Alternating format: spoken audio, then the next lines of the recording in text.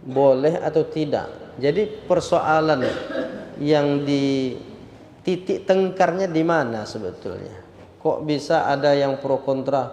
Nggak ada itu bacaan-bacaan Quran itu untuk mayit. Sebahagian yang mempersoalkan ini, dia memberikan semacam stigma bahwa tidak boleh membaca Quran untuk mayit. Seakan-akan.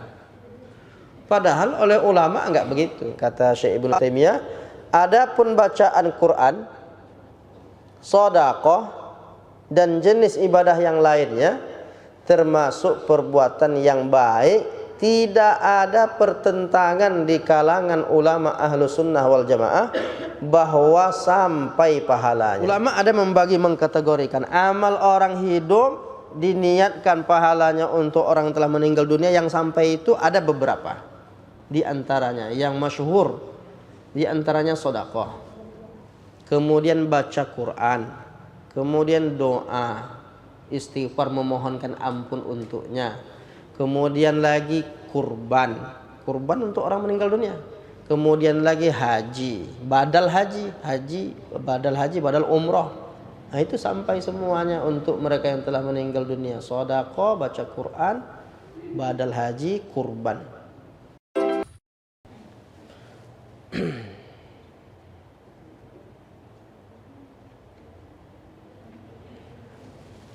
Assalamualaikum warahmatullahi wabarakatuh. Alhamdulillahirabbil alamin wa bihi nasta'in ala umurid dunya waddin wa ala alihi wa sahbihi ajma'in. Asyhadu an la ilaha illallah wahdahu la syarikalah wa asyhadu anna Muhammadan abduhu wa rasuluhu la nabiyya ba'dah. Jamaah yang dimuliakan Allah Subhanahu wa taala, mengawali majelis ilmu kita malam ini kita bertahmid alhamdulillahirabbil alamin. Dengan izin Allah taala kita dapat melaksanakan salat maghrib berjamaah. Kemudian kita bersolawat kepada junjungan alam Nabi besar Muhammad sallallahu alaihi wasallam. Allahumma salli ala sayyidina Muhammad wa ala ali sayyidina Muhammad. Assalamualaikum ayyuhan nabiyyu wa rahmatullah. Jamaah yang dimuliakan Allah taala, ada amaliyah yang dilakukan kaum muslimin yang dianggap itu sebuah kekeliruan oleh sebahagian orang atau katakanlah kelompok, dan itu populer belakangan ini berkaitan tentang berdoa di rumah orang yang mendapat musibah. Kalau bahasa masyarakat kita tahlilan kah, apalagi bahasa lainnya yasinan kah. Tapi intinya, mengapa bisa itu dipersalahkan? Apakah boleh atau tidak? Jadi persoalan yang di titik tengkarnya di mana sebetulnya? Kok bisa ada yang pro kontra? Nggak ada itu bacaan-bacaan Quran itu untuk mayit. Nah, jadi masalahnya apakah tentang boleh atau tidak mengirim pahala bacaan untuk mayit, atau sampai atau tidaknya? Kalau sebahagian yang mempersoalkan ini, dia memberikan semacam stigma bahwa tidak boleh membaca Quran untuk mayit. Seakan-akan. Padahal oleh ulama enggak begitu. Kalaupun ada perbedaan pendapat tentang bacaan Quran untuk mayit ini, permasalahannya bukan boleh atau tidak, tapi sampai atau tidak pahala bacaan. Itu yang jadi titik tengkar.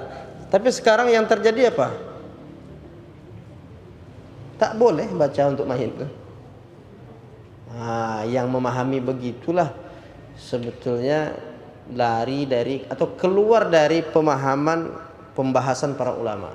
Jadi kalau kita merujuk kitab-kitab para ulama, yang menjadi permasalahan adalah apakah bacaan Quran untuk mayit itu sampai atau tidak. Di situ poinnya. Bukan boleh atau tidak bacaan Quran untuk mayit. Bukan di situ.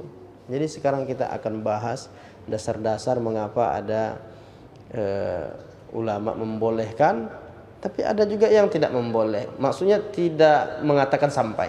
Ada ulama yang mengatakan sampai, ada juga yang mengatakan tidak sampai. Dasar awal tentang bacaan Quran untuk mayit ini sebetulnya dalil umumnya tentang 3 amal yang kalau manusia telah meninggal dunia terputus amalnya kecuali 3 perkara. Itu yang hadis itu sudah populer dalam Sahih Muslim, diriwayatkan dari Abdurrahman bin Sakhr Ad-Dawsi, Abu Hurairah radhiyallahu anhu, "Idza matal insan inqata'a amaluhu illa min thalathah." Apabila manusia meninggal dunia, terputuslah amalnya kecuali 3 perkara. Populer hadis itu Bapak Ibu, sering kita dengar kan? Nah, kalau meninggal anak Adam atau manusia, terputus amalnya kecuali 3 perkara. 3 perkara itu apa? Shadaqatun jariyah, illa min shadaqatin jariyatin, aw ilmin yuntafa'u bihi, aw waladin salihin yad'ulah. Sedekah jariyah, ilmu yang bermanfaat, anak yang soleh yang senantiasa mendoakannya. Dari sinilah permasalahan itu. Apakah makna yang dimaksud hadis ini orang meninggal itu amalnya dah putus sehingga orang lain beramal tidak sampai pahala untuk dia? Bisa tidak orang hidup berkirim pahala untuk orang meninggal dunia? Bukankah ini sudah putus? Tetapi kalau kita lihat kata kuncinya, hadis itu kan menjelaskan amaluhu. Amaluhu artinya kan amal orang yang meninggal itu. Idza matal insan, apabila anak atau apabila manusia meninggal dunia, terputus amalnya. Amalnya ini maksudnya amal orang yang meninggal itu. Ya jelas sudah putus, orang dah meninggal, enggak bisa lagi beramal. Tapi dia dulu pernah beramal ketika hidupnya, maka amal yang pernah dia lakukan itu mengalir terus pahalanya. Amalan apa itu? Wakaf atau sedekah. Kemudian ilmu yang pernah diajarkan, diamalkan pula oleh orang lain. Setiap diamalkan oleh orang lain mengalir pahala. Guru ngaji paling banyak pahalanya. Baca Quran alif ba ta sa jim, satu huruf 10 pahalanya. Kalau sampai muridnya itu jadi hafiz Quran, berapa kali dia mengulang hafalan. Satu hari orang yang hafiz Quran itu dia mesti ngulang. Kalau satu orang muridnya, kalau bagaimana 2-3 orang sampai 100 ribuan muridnya, bisa dia baca Quran karena diajar oleh gurunya, mengalir terus. Ilmu yuntafa'u, ilmu yang bermanfaat. Kemudian yang ketiga, awwaladin sholihin yad'u lahu, anak yang soleh yang senantiasa mendoakannya. Nah, kalau begitu amal dia memang putus. Amal orang yang meninggal itu putus, tak bisa lagi beramal. Tapi amal orang hidup yang diniatkan pahalanya untuk orang meninggal sampai atau tidak, disitulah menjadi permasalahannya. Nah, oleh para ulama itu ada perbedaan pendapat masalah sampai atau tidak. Syekh Ibnu Taimiyah ini termasuk ulama yang ketat dalam masalah bid'ah, dalam masalah syirik, tauhid. Itu pembahasan itu sangat sering dibahas, selalu dia membahas hal-hal seperti itu. Tapi dalam bab sampai tidak pahala orang yang hidup diniatkan pahalanya untuk meninggal dunia, beliau berkomentar.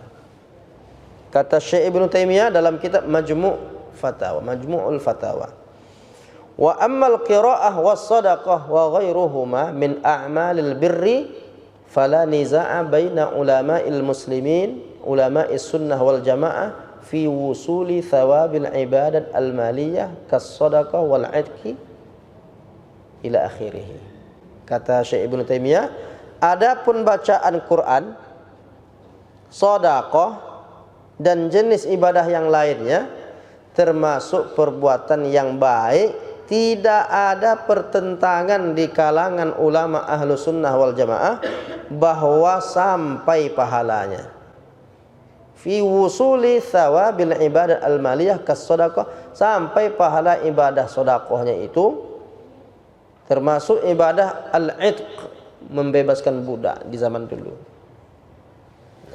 Jadi baca Quran, sedekah, umpamanya sedekah seorang anak, ini sedekah atas nama almarhum ayah saya, sampai pahalanya. Ini bacaan Quran, saya niatkan pahalanya untuk almarhum ibu saya umpamanya, atau nenek saya, kakek saya, pokoknya siapapun lah, atau kaum muslimin, diniatkan sampai, kata Syekh Ibnu Taimiyah. Begitu juga katanya di sini dalam Majmu' Fatawa, dia kata kama yasilu ilahi aidan ad-du'a, sebagaimana sampai juga doa. Jadi kalau Allahumma arhamhu, Allahumma ighfir lahu warhamhu, doanya sampai kepada Allah dan bisa doa itu dikabulkan oleh Allah. Istighfar sampai, dan lain-lain ibadah-ibadah lain yang kata Syekh Ibnu Taimiyah secara umum katanya was-shawabu annal jami' yasilu ilaihi. Pendapat yang benar dalam masalah ini, semua amal-amal seperti itu sampai kepada mereka yang telah wafat. Syekh Ibnu Taimiyah. Kemudian Syekh Ibnu Taimiyah memberikan dalil-dalilnya. Kok bisa sampai tuh? Puasa kok bisa sampai? Baca Quran sampai, puasa sampai, sedekah sampai. Dari mana dalil-dalilnya? Nah, kata Syekh Ibnu Taimiyah, faqad thabata fis sahihaini anin nabiy sallallahu alaihi wasallam annahu qala man mata wa alaihi siyam shoma anhu waliyuhu.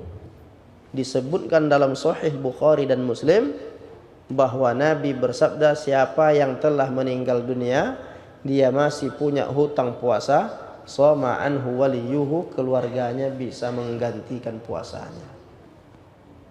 Jadi kalau orang tua kita pernah meninggalkan puasa, lalu kita tahu ada pula catatannya, hutang puasa 15 hari, checklist sudah 5 hari, berarti tinggal 10 hari. 10 hari ini saya ganti gitu. Puasa dia diniatkan mengganti puasa untuk orang tuanya sampai. Nah, itu dalilnya dalam Sahih Bukhari dan Muslim. Kemudian katanya seputar sedekah misalnya, wa thabata aidan annahu amara imra'atan matat ummuha. Jadi suatu ketika Nabi pernah mengatakan kepada orang yang ibunya meninggal dunia, wa 'alaiha shaum. Nah, ini masih tentang puasa. Dia masih punya hutang puasa. Anta suma an ummiha. Oh, Nabi memerintahkan kepada anaknya ini, puasalah engkau untuk orang tuamu, ibumu yang telah meninggal dunia. Wa fil musnad, juga disebutkan dalam musnad Ahmad bin Hanbal, anin Nabi sallallahu alaihi wasallam annahu qala li Amr bin As. Nabi pernah berkata kepada Amr bin As, lau anna abaka aslama, kalau ayahmu sudah masuk Islam dulu ketika masih hidupnya, sudah masuk Islam dia, sudah bersyahadat dia, fatasaddaqta anhu, lalu engkau bersedekah, engkau niatkan untuk dia, au sumta, atau engkau berpuasa niatkan untuk dia pahalanya atau mengganti puasanya yang tertinggal, au a'taqta, atau engkau membebaskan budak niatkan pahalanya untuk dia, a'taqta anhu nafa'uhu dzalik, maka itu akan bermanfaat untuknya. Itu dalil-dalil yang tegas menjelaskan bahwa amal-amal orang hidup ini pahalanya bisa sampai kepada orang yang meninggal dunia. Wa hadza madhhabu Ahmad, itu pendapat dalam mazhab Imam Hambali, mazhab Hambali, wa Abi Hanifah, dan mazhab Hanafi. Wa ta'ifatun min ashabi Malik, sebahagian segolongan dari mazhab Maliki, wasyafi'i, dan juga segolongan dari mazhab Syafi'i. Nah, itu sudah jelas, artinya 4 mazhab itu semuanya mengatakan bahwa amal-amal orang hidup ini kalau diniatkan untuk orang telah meninggal dunia sampai. Itulah makanya doa kita, Allahumma ighfir lil muslimina wal muslimat. Kalau tak sampai, untuk apa berdoa? Kemudian kalaulah tak boleh, tak sampai sama sekali, tak ada gunanya, untuk apa orang salat jenazah? Karena dalam salat jenazah itu dia ada doa, Allahumma ighfir lahu warhamhu wa'afihi wa'fu anhu. Itu doa-doa orang hidup itu. Doa orang hidup tapi niatnya untuk mereka yang sudah meninggal dunia. Kemudian kalau kita lihat pula ke muridnya, murid Syekh Ibnu Taimiyah, Ibnu Qayyim Al-Jauziyah. Kenapa pembahasan kita malam ini Syekh Ibnu Taimiyah, Ibnu Qayyim? Karena yang menolak katanya tak sampai itu murid-murid Syekh Ibnu Taimiyah. Murid-murid Syekh Ibnu Taimiyah ini murid-murid Ibnu Qayyim. Sementara Syekh Ibnu Taimiyah katakan sampai. Itu masalahnya. Jadi kita mau menyampaikan, gurunya, tokoh-tokoh ulamanya mengatakan sampai. Hadhihin nusus mutazahira ala wusuli thawabil a'mal ilal mayyit fi fi'lihal hayyi anhu wa hadha mahdun lil qiyas fa inna thawaba haqqun lil 'amil. Panjang ceritanya dalam kitab Ar-Ruh, dia jelaskan. Dalil-dalil tentang ini sangat jelas bahwa amal ibadah itu sampai kepada mayit. Jika yang melakukannya orang yang masih hidup, beramal dia diniatkan sampai. Jika orang itu menghadiahkannya, jika orang itu menghadiahkannya, wahabahu li akhihil muslim, menghadiahnya untuk saudaranya yang beragama Islam, lam yamna min dzalika, tidak ada yang menghalanginya. Artinya pahalanya sampai seperti sampainya pahala puasa, seperti yang disebutkan dalam hadis Nabi. Jadi Syekh Ibnu Taimiyah, Syekh Imam Ibnu Qayyim Al-Jauziyah, mereka semua mengatakan sampai. Nah, gimana kalau ulama Saudi? Kan sekarang yang baru-baru sekarang kan banyak mengatakan tak sampai. Makanya dilarang-larangnya tuh tahlilan apa. Enggak ada tuh, enggak ada gunanya, enggak sampai. Orang dah meninggal tak bisa lagi amal kita sampai kepada dia, tak bisa katanya. Nah, gimana Syekh Ibnu Utsaimin, ulama Saudi yang sezaman dengan kita, sudah meninggal memang tapi sezaman dengan kita. Apa kata dia? Nah, ini dia ada 2 pendapat yang disampaikannya. Ahaduhum, ada 2 pendapat. Qaulaini ala qaulaini ma'rufaini, ada 2 pendapat yang dikenal katanya.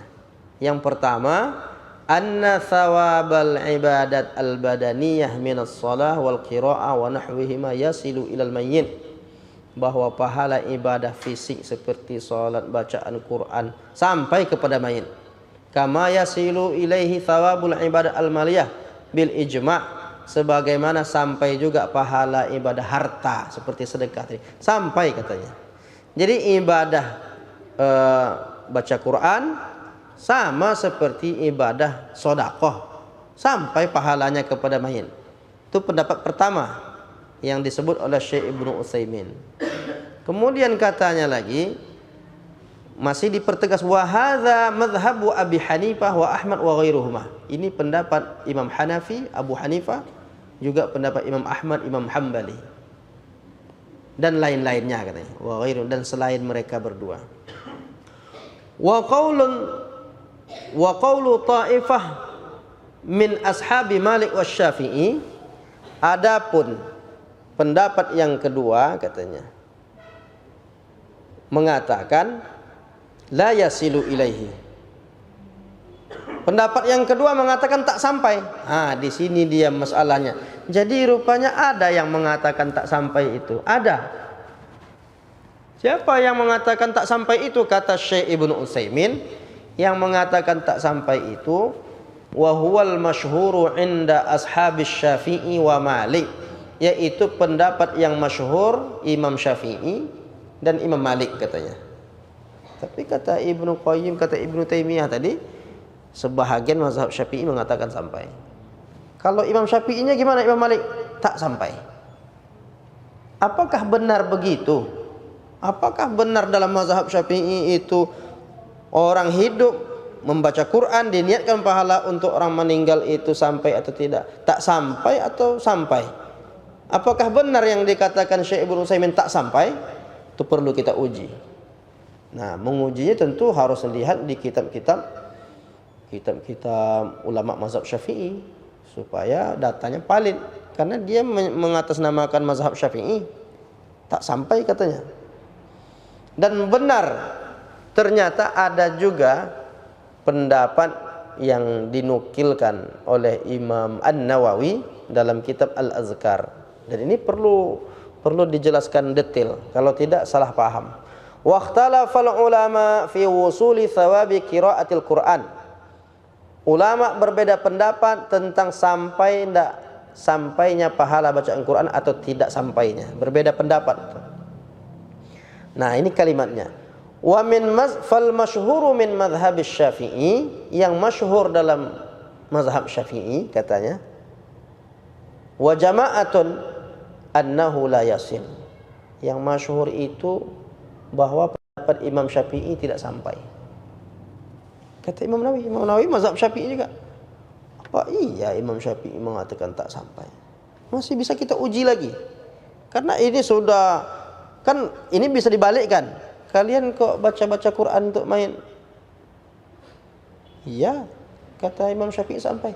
Mana kata Imam Syafi'i? Ini kitabnya Imam Nawawi mengatakan tak sampai. Kitabnya udah nyerah kita kan? Berarti tak sampai ya. Kalau gitu tak usah lagi baca-baca untuk orang meninggal. Kalau kita tak kuat-kuat memahami kitab-kitab ini, tidak sampai detail memahaminya, kita pun bisa terpengaruh meyakini bahwa tak sampai sama sekali itu. Seperti yang diyakini sebahagian orang. Lalu Imam An-Nawawi juga mengatakan, wa dhahaba Ahmad bin Hanbal wa jama'atun minal ulama. Menurut Imam Ahmad, Imam Hambali, nah kemudian disebutkan wa jama'atun min ashabis Syafi'i, dan beberapa ulama mazhab Syafi'i mengatakan bahwa annahu yasil, bahwa pahala bacaan Quran orang hidup sampai untuk orang yang telah meninggal dunia. Jadi kata Imam Nawawi, pendapat Syafi'inya tak sampai, pendapat ulama-ulama mazhab Syafi'i sampai. Apakah memang begitu? Nah, kemudian Imam Nawawi setelah dibandingkannya pendapat Imam Syafi'i dengan pendapat ulama-ulama mazhab Syafi'i, dia berkesimpulan. Apa kata dia setelah wal ikhtiyar ay yaqulal qari ba'da faraghihi Allahumma ausil thawaba ma qara'tuhu ila fulan. Maka pendapat yang terpilih, kata Imam Nawawi, sebaiknya orang yang baca Quran itu dia berdoa. Apa doanya? Allahumma ausil thawaba ma qara'tuhu ila fulan. Ya Allah, sampaikan pahala bacaan Qur'anku ini kepada fulan yang telah meninggal dunia. Bisa sebelum baca Quran, bisa sesudah baca Quran. Biasanya tuh kalau kita buat ada tahlilan itu, kan doa itu kan Allahumma ausil thawaba ma qara'nahu min surati Yasin umpamanya. Ya Allah, sampaikan bacaan Quran kami dari surah Yasin kepada dia yang ila arwahil muslimina wal muslimat, ruh orang-orang Islam yang telah meninggal dunia. Kalau mau khusus sebutkan namanya. Nah, dari sini dapat kesimpulan bahwa Imam Syafi'i itu mengatakan tak sampai, itu ada sebabnya. Jadi tak sampai langsung berhenti kita. Lihat lagi penjelasan ulama. Nah, apa kata Imam Nawawi tadi? Wa yanbaghil jazm bihi li'annahu du'a fa idza jaza du'a lil mayyit bima laysa lid-da'i fulan yajuzu bima huwa lahu aula. Nah, pendapat pilihan kami sampai pahala bacaannya. Jika ada jikanya, Pak. Sampai pahala bacaan Quran itu jika seseorang meminta kepada Allah untuk menyampaikan pahalanya. Jadi kan doa itu bahagian dari niatnya tadi yang diungkapkan kepada Allah. Ya Allah, saya baca Quran, pahalanya ini tolong sampaikan kepada dia yang telah meninggal dunia. Kalau dia berdoa begitu sampai pahalanya. Karena itu doa, dan doa termasuk perkara yang disepakati kebolehannya, dan si mayit mendapat manfaat dari doa tersebut, kata Imam An-Nawawi. Kemudian mengapa banyak yang mengatakan Imam Syafi'i? Data yang kuat menjelaskan bahwa yang dimaksud Imam Syafi'i itu ternyata dijelaskan oleh, selain Imam Nawawi, juga dijelaskan oleh Syekhul Islam Zakaria Al-Ansari. Nah, jadi kata Syekh Zakaria Al-Ansari, ammal qira'ah faqala an-Nawawi fi syarhi Muslim al-masyhur min madhhab Syafi'i annahu la yasil, bahwa bacaan Quran yang disebutkan Imam Nawawi dalam syarah Sahih Muslim yang masyhur dalam pendapat Imam Syafi'i itu bahwa bacaan Quran tak sampai kepada mayit. Wa qala ba'du ashabina, sebahagian ulama mazhab Syafi'i mengatakan sampai. Itu maksudnya bagaimana? Dijelaskan oleh Syekh Zakaria Al-Ansari. Maksudnya jika tidak dibacakan di dekat si mayat atau tidak diniatkan pahalanya. Jadi dua. Kalau umpamanya kita datang ke makam, ke kuburan, lalu kita baca Quran di situ, otomatis hati kita kan memang untuk niatnya untuk pahalanya disampaikan kepada orang yang telah meninggal dunia. Kedua, atau kita tidak dekat dengan makam itu, dengan mayit, atau yang baru meninggal begitu, jauh kita. Terus gimana? Caranya disampaikan kepada Allah. Ya Allah, aku baca Quran ini, sampaikan pahala bacaan ini untuk dia yang telah meninggal dunia. Kalau tidak ada dua atau salah satu dari dua itu, itulah yang tak sampai. Dia tidak berniat, dia baca Quran biasa. Baca Quran biasa tak ada niat untuk mayit, ya tak sampai. Itu yang dimaksudkan oleh Imam Asy-Syafi'i. Jadi itu penjelasan itu harus rinci, kalau tidak orang akan memfitnah Imam Syafi'i. Imam Syafi'i mengatakan tak sampai pahala bacaan Quran kepada mayit. Disebutkannya kitab-kitabnya. Rupanya itu ada sebab. Jadi kalau mau bacaan Quran kita ini sampai pahalanya kepada orang yang telah meninggal dunia, didoakan, ya Allah sampaikan pahala. Seperti itu penjelasannya.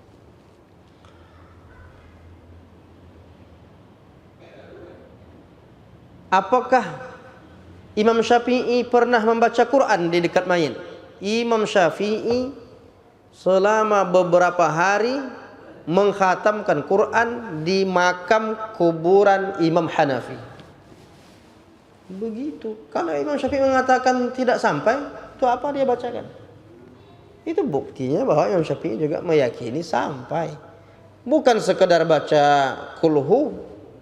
Kalau kita mungkin paling-paling baca Yasin. Tak bisa Yasin, baca kulhu 3 kali khatam Quran.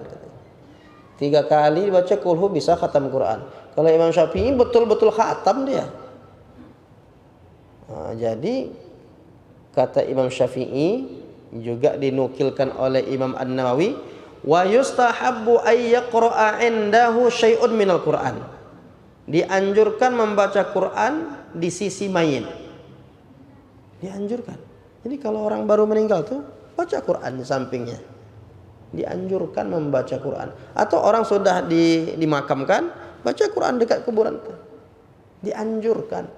Lalu kata Imam Syafi'i yang dinukil Imam Nawawi tadi, wa in khatamul Quran indahu kana hasanan.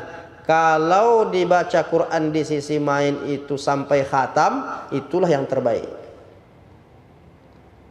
Siapa bapak ibu yang baca Quran di kuburan sampai khatam? Rasanya belum ada lagi ya. Karena sampai khatam tuh sampai berhari-hari bacanya. Sampai berhari-hari sampai malam di kuburan. Tapi takut Pak ya. Kalau Imam Syafi'i dia hafal Quran. Jadi orang hafal Quran itu sebentar aja dia baca tuh.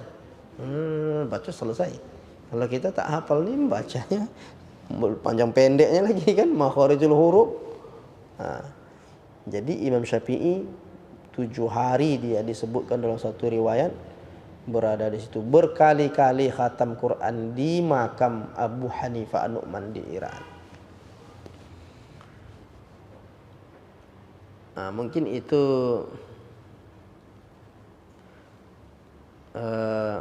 penjelasan ulama. Nah sekarang dalilnya. Mana dalilnya? Dalil yang jelas, yang nyata bahwa orang meninggal dunia itu dibacakan kepadanya Al-Quran supaya sampai pahala kepadanya. Hadis disebutkan dalam penjelasan Al-Hafiz Ibnu Hajar Al-Asqalani dalam Fathul Bari, syarah Sahih Bukhari. Berarti hadisnya Sahih Bukhari disyarah oleh Imam Al-Hafiz Ibnu Hajar Al-Asqalani. Apa kata Abdullah bin Umar? Sami'tun Nabiyya sallallahu alaihi wasallam yaqul, saya mendengar Nabi bersabda, "Idza mata ahadukum fala tahbasuhu wa asri'u bihi ila qabrihi wal yaqra' inda ra'sihi bi Fatihatil Kitab wa inda rijlaihi bi khatimatil Baqarah fi qabrihi."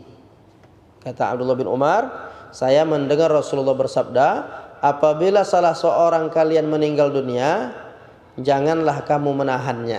Maksudnya segerakan dia untuk dimakamkan.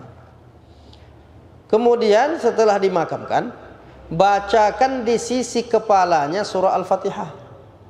Sudah dimakamkan dan dalam kuburan tuh. Bacakan di sebelah kepalanya Al-Fatihah. Wa inda rijlaihi bi khatimatil Baqarah, dan bacakan di sisi kakinya akhir surah Al-Baqarah. Lillahi ma fis samawati, itu kan. Lillahi ma fis samawati itu sampai ujung itu. Walau karih apa tuh ujungnya tuh. Sami'na wa ata'na wa ghufranaka rabbana wa ilaika sampai akhir surah Al-Baqarah. Nah, itu yang dibaca. Nah, ini artinya dalam riwayat Imam At-Tabrani sanad hadis ini hasan. Ini bisa diterima. Ada juga dalam Sahih Bukhari dan Muslim. Nah, kalau ada orang mencela dan bahkan mengatakan tak ada gunanya, terus hadis-hadis ini mau dikemanakan? Riwayat Abdullah bin Umar, Nabi yang nyuruh, bacakan. Itu bukti bahwa membaca Quran untuk orang meninggal dunia disyariatkan. Tidak seperti pemahaman orang yang mengatakan tak boleh. Tadi di awal saya sampaikan masalah titik tengkar masalah apakah baca Quran ini kepada mayit bukan boleh atau tidak, tapi sampai atau tidak. Itu yang dipertengkarkan ulama. Tapi sekarang kok udah berbeda. Sekarang orang membahas tak boleh. Jadi bapak ibu yang baca Quran itu dilarang-larang karena dianggap tak boleh. Jadi kita heran juga dari mana datang tak boleh. Sementara ulama cuma membahas sampai atau tidak. Masalah bacalah, cuma sampai atau tidak. Jadi bagi orang-orang yang mengatakan tak sampai, sebetulnya kalau bahasa sederhananya, supaya tahu sampainya mati dulu. Ya kan? Setelah mati, nanti kami bacakan. Kalau nanti udah dapat beritanya, kasih tahu kami gitu. Oh, udah sampai WA, udah sampai pahalanya. Ini tak mungkin kan, Pak. Ini artinya memang harus bijak kita menyikapi permasalahan seperti ini. Jangan mudah menyalah-nyalahkan, tak ada gunanya atau melarang sampai ini berkaitan dengan doa sekalipun dilarang. Jadi sampai setelah dimakamkan lalu orang berdoa dilarang. Udah, kami tak ada doa-doa sini. Balik. Itu kejadian nyata. Tak boleh katanya. Karena tak ada gunanya. Masuk baca Quran, apalagi baca Quran. Oh, itu udah dilarang sebahagian orang yang tak setuju itu sebetulnya. Kan data-data ini lengkap kalau mau dibaca, mudah-mudahan itu bisa merubah sudut pandang. Nah, kenapa yang dibaca tuh Yasin? Nah, itu perlu juga dijawab. Sebahagian orang kan kalau ada Yasin. Yasin itu jantungnya Quran. Yasin qalbul Quran, jantungnya Quran. Kemudian dalam tafsir Imam Ibnu Katsir dijelaskan tentang keutamaan baca Yasin. Masyarakat kita baca Yasin dulu-dulu sebahagian di malam Jumat. Boleh jadi sampai sekarang masih ada. Itu aslinya kalau mau baca Yasin itu setiap malam. Baca Yasin setiap malam. Man qara'a Yasin fi lailatin asbaha maghfuran lah. Siapa yang membaca surah Yasin di malam hari, malam apa saja, paginya, maka Allah sudah mengampuni dosa-dosanya. Sanad hadis ini jayyid. Jayyid itu baik. Ini tak bermasalah hadis. Tidak hadis dhaif, tidak hadis mungkar atau hadis yang palsu apalagi. Tapi hadis ini bisa diamalkan. Nah, cuma kenapa dibaca dia di malam Jumat? Karena itu hari terbaik, hari Jumat. Malam Jumat itu kan dah hari Jumat. Hari terbaik dalam sepekan itu hari Jumat. Kalau mau sebetulnya setiap malam. Cuma karena tak semua orang sanggup baca Quran, baca Yasin setiap malam, dipilihnya malam Jumat. Baca Yasin di hari terbaik, Sayyidul Ayyam. Nah, itu dalilnya. Kalau orang melarang Yasinan, kita tinggal kasih tahu ada hadisnya. Nah, itu diantara dalil-dalilnya. Kemudian Yasin juga dibacakan kepada orang yang akan meninggal dunia. Pernah enggak Bapak Ibu lihat orang sedang sakaratul maut atau sedang selain dia diajarkan talqin la ilaha illallah, juga dianjurkan untuk bacakan Yasin. Itu kata Imam Ibnu Katsir, min khasaisi hadhihi surah, di antara keistimewaan surah Yasin ini, in annaha la tuqra'u 'inda amrin asirin illa yassarahullah. Surah Yasin ini apabila dibacakan kepada sesuatu perkara sulit, Allah akan memudahkannya. Allah akan memudahkannya. Jadi kalau sakaratul maut itu kan sulit tuh. Nah, dimudahkan oleh Allah. Dan itu banyak buktinya. Banyak orang tak tahu caranya gimana lah ini, sudah sulit betul dia sakarat itu berat, nazaknya itu. Tak ada orang yang tahu gimana caranya. Sebetulnya kalau mengamalkan ini, bacakan surah Yasin. Ya Allah, kalau umurnya panjang maka sehatkan dia umpamanya. Kalau dia memang udah sampai waktunya, mudahkan urusannya. Nah, itu dimudahkan Allah berkat surah Yasin. Wa kana qira'atuha 'indal mayyit la tanazzalur rahmah wal barakah. Nah, ini kata Imam Ibnu Katsir. Surah Yasin itu kalau dibacakan di mayit, di sisi mayit, turun rahmat dan barakah, atau sisi yang akan meninggal dunia. Kalau dibacakan kepada orang yang akan wafat itu, maka turun rahmat dan barakah. Kemudian yang terakhir disebut waliyusahhila alaihi khurujur ruh, karena itu akan memudahkan baginya keluar ruh. Memudahkan ruh itu keluar. Bacakan surah Yasin. Tapi intinya sini umum. Yasin kalau dibacakan, perkara sulit apapun yang sulit akan dimudahkan Allah. Kalau kisah nyata pada diri saya Pak, Bu, wah, mungkin bisa jadi ini orang percaya atau tidak, tapi saya ini nyata gitu dalam diri saya. Dulu waktu saya waktu kuliah Pak, waktu S1 dulu. Saya dulu ya seperti kawan-kawan yang di masjid-masjid inilah, jadi imam, ya petugas di masjid seperti itu. Jadi kan ngumpul-ngumpul duit ngajar ngaji gitu Pak, untuk beli kendaraan. Karena waktu itu saya ke kampus pakai sepeda. Jadi kumpul-kumpul duit. diletakkan setiap dapat, umpamanya kalau ngajar ngaji anak ibu pula itu nanti setiap bulan dikasih gitu kan. Itulah kumpul-kumpul untuk beli motor.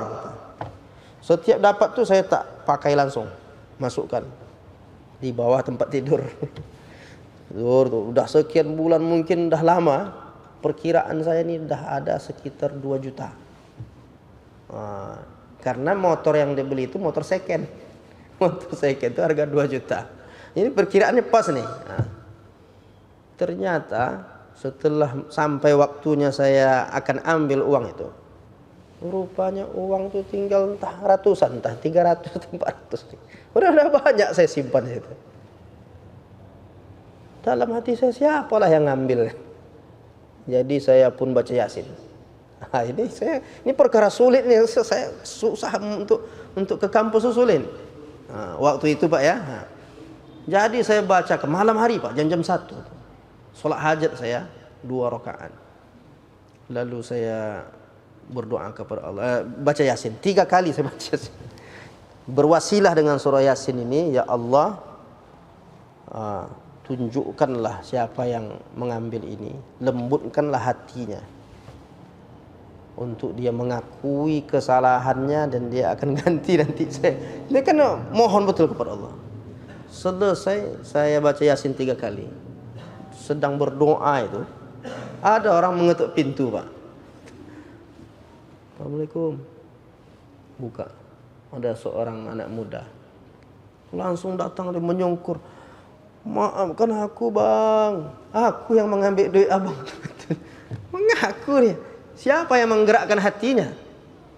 Pada jam-jam 1 malam kok. Itu berkat surah Yasin. Cuma kalau sekarang terjadi itu macam tak makbul lagi kayaknya sekarang. Itu dulu udah pasrahnya itu udah bagaimana gitu kan. Nggak susah bagi Allah membolak-balikkan hati manusia. Jadi kalau ada kehilangan gitu, boleh jadi Allah kalau kita betul-betul berdoa itu lewat surah Yasin, illa yassarahullah. Saya yakin dengan apa yang disampaikan Imam Ibnu Katsir ini. Illa yassarahullah. La tuqra'u inda amrin asirin. Tidaklah dibacakan surah Yasin ini pada perkara sulit, illa yassarahullah, maka Allah akan memudahkan urusan itu. Jadi kenapa ada orang alergi dengan surah Yasin itu? Kita ragu kita jadinya. Kenapa ada orang Yasinan tuh seperti pokoknya calon masuk neraka lah gitu. Karena dianggap ahli bid'ah itu kan, wa kullu bid'atin dhalalah wa kullu dhalalatin finnar. Yasin itu surah yang luar biasa, jantungnya Al-Quran. Mungkin itu yang bisa kita kaji pada malam hari ini. Ada hal-hal yang mau kita diskusikan, sepertinya masih ada waktu nak Pak ya? Ada waktu Pak? Masih. Nah, silahkan kalau ada pertanyaan. Ya, silakan. Dilakukan oleh anak pada orang tua yang sudah wafat, sampai itu kan terlibatnya ada yang puasa. Kalau sholat bisa nggak sih? Dalam kitab Fathul Mu'in, kitab Fathul Mu'in ini kitab ditulis oleh Syekh Zainuddin Al-Malibari. Dalam kitab Fathul Mu'in ini dijelaskan di halaman-halaman awal tuh, halaman 10 tuh kalau tak salah. Karena saya ngajar kitab itu di pondok. Sekarang yang santri-santri kita kelas 2, mulai kelas 1 kemarin belajarnya Al-Ghayah wa Taqrib. Kemudian setelah Al-Ghayah wa Taqrib itu Fathul Qarib. Sekarang Fathul Mu'in. Nah, Fathul Mu'in tuh. Kalau mau ngaji fikih itu memang harus berurutan ya. Yang rendah dulu naik tingkat. Ini sekarang level 3 nih dah. Fathul Mu'in. Nah, uniknya kitab Fathul Mu'in ini agak beda dengan kitab fikih lain. Biasanya kitab fikih itu pembahasan awalnya itu toharoh.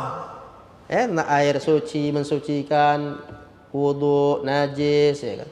Tapi kitab Fathul Mu'in ini bab satunya tentang sholat. Tentang sholat. Termasuklah pembahasannya agak berat itu tentang masalah mengqadha salat. Nah, apakah orang yang telah meninggal dunia dulu pernah dia meninggalkan sholat, apakah bisa diqadha oleh orang yang masih hidup? Kalau sebahagian pendapat Syekh Ibnu Taimiyah tadi boleh katanya kan, yasilu ilaihi katanya. Tapi kalau kita merujuk fikih mazhab Syafi'i seperti yang ditulis Syekh Zainuddin Al-Malibari ini, menurut dia salat tak bisa diqadha. Salat tak bisa diniatkan pahalanya untuk orang yang telah meninggal dunia. Pendapat dia. Tetapi bagusnya ulama-ulama kita ini dia jujur. Kalau ada yang berpendapat boleh sampai. Wa qala ba'du, dan berkata sebahagian ulama. Nah, disebutkannya. Cuma enggak disebutkan siapa, dan di akhir baru disebutkan ada yang mengamalkan seperti Imam As-Subki. Ada saudaranya yang meninggal dunia, lalu dia sholat untuk mereka. Tetapi pendapat yang kuat, yang jumhur, mayoritas dalam masalah sholat ini tak sampai. Tapi ada enggak yang mengatakan sampai? Ada. Seperti Imam As-Subki tadi. Kemudian masalah sholat sampai atau tidak nih, ulama ada mengkategorikan amal orang hidup diniatkan pahalanya untuk orang yang telah meninggal dunia, yang sampai itu ada beberapa. Di antaranya yang masyhur, di antaranya sedekah, kemudian baca Quran, kemudian doa, istighfar memohonkan ampun untuknya, kemudian lagi kurban untuk orang meninggal dunia, kemudian lagi haji, badal umrah. Nah, itu sampai semuanya untuk mereka yang telah meninggal dunia. Sedekah, baca Quran, badal haji, kurban. Tapi tak masuk situ salat. Walaupun sebahagian ada yang membolehkan. Jadi saya tidak mengatakan tak boleh sama sekali, karena ada juga yang berpendapat boleh. Hanya kalau kita mau mengikut mayoritas ulama, mereka lebih cenderung mengatakan salat ini amal pribadi. Sehingga kalau kita umpamanya pernah meninggal salat, ya diganti gitu. Semasa hidup menggantinya. Kalau sudah meninggal tak bisa lagi gitu. Ah, gitu Pak ya. Tapi tetap kita menghormati pendapat yang mengatakan boleh. Nanti kalau ada orang mungkin dia ngikut pendapat yang mengatakan boleh. Imam As-Subki. Dalam, kalau mau lihat nanti kitab Fathul Mu'in di halaman-halaman awal. Gitu Pak ya? Nah, baik-baik. Agak berat nampaknya. Memang begitu penjelasan ulama. Wallahu a'lam. Ada lagi? Selesailah sudah kajian kita pada malam hari ini. Mohon maaf atas segala kekhilafan. Insyaallah kita jumpa di lain kesempatan. Mudah-mudahan berkah semuanya. Kita cukupkan dengan alhamdulillahirabbil alamin. Subhanakallahumma bihamdika asyhadu an la ilaha illa anta astaghfiruka wa atubu ilaik. Wassalamualaikum warahmatullahi wabarakatuh.